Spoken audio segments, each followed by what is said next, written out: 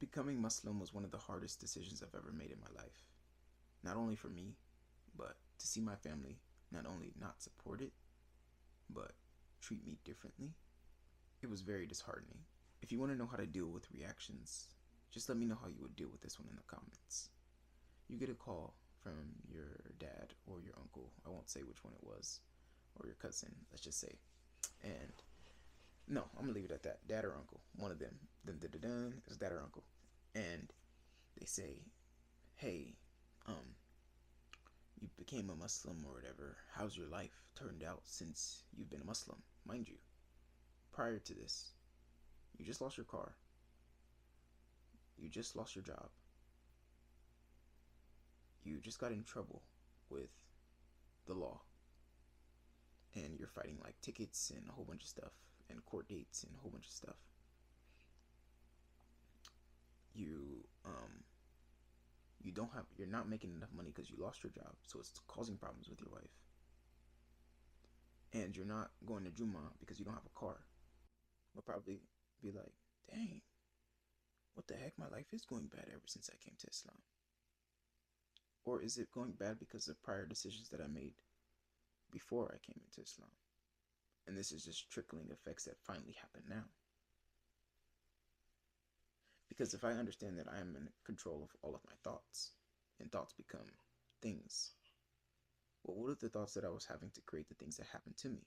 I realized that a lot of times people think that they're not in control of their life. They're not, but you are in control of your thoughts, and thoughts control your habits, and your habits control your life. And I wanted to have a better life, so I changed my habits. One of the best habits I changed was my religion, because it changed the habits of how much time I pray, how much time I allocate with others, which vices I spend time with. Everyone still has vices. I still have my own vices that I fight to this day, but Islam keeps me good with those. It's Islam that keeps me away from the the bad things in this world. Nothing else. So, how did I deal with this exactly? Well, first I responded, "Whoa, are you telling me that if I was Christian, that this wouldn't have happened?"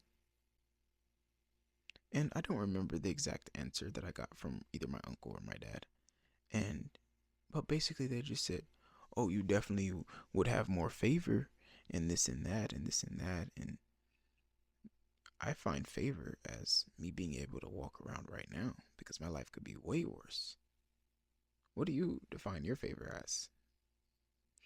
And I believe if I was a multimillionaire already, they wouldn't have said that. They would have said, "Oh, you're in a devilish religion and you traded your soul and you made this money through the devil." And but because my life is bad, oh, for a second, of course, because I changed it shortly after, of course, because Allah makes ways. And he also said, one of these people, my dad or my uncle, they say,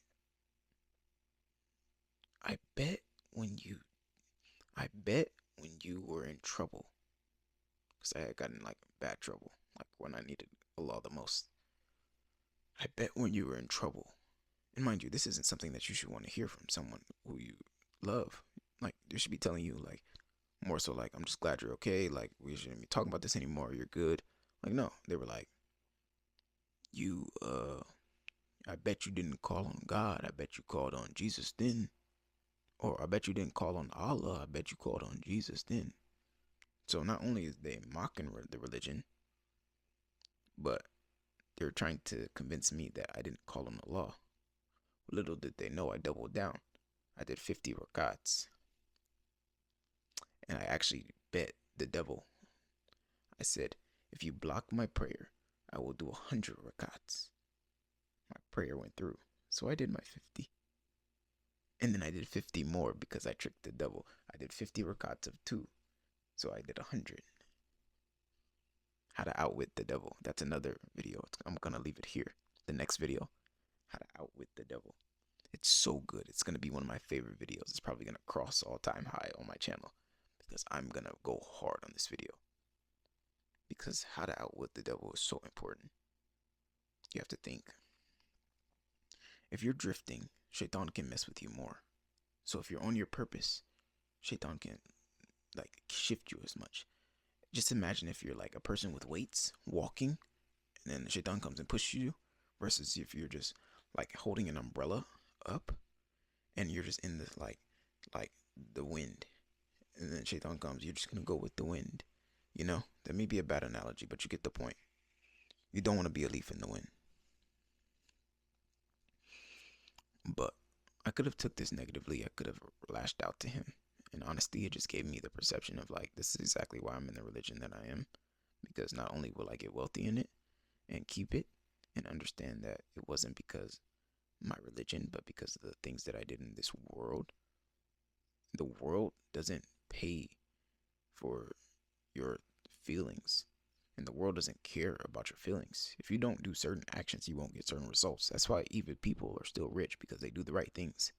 And that's why broke people who are very religious don't, it doesn't matter. They still don't do the right actions to get rich. So they can believe in God, but they still are poor. And God doesn't believe in poverty, because he also doesn't believe in laziness. And laziness is one of the biggest reasons why people are poor. Laziness was one of the things that almost stopped me from making this video. And if this video reaches thousands of people one day, it would have never been created if Shaitan would have convinced me not to make it, because I was too tired. Look at this. 11:28 p.m. This is like my 7th video. I just recorded 3 on one channel, 3 on another, 4 on one channel, 3 on this one. I was this close to not recording this video. But I want change in my life. So today I'm starting.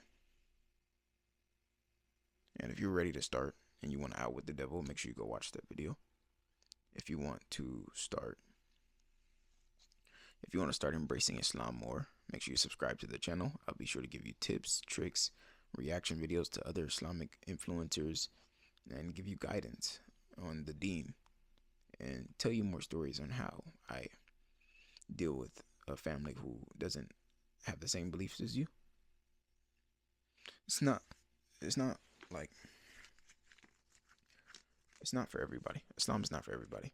It's really not. But Islam is for those who Allah chose.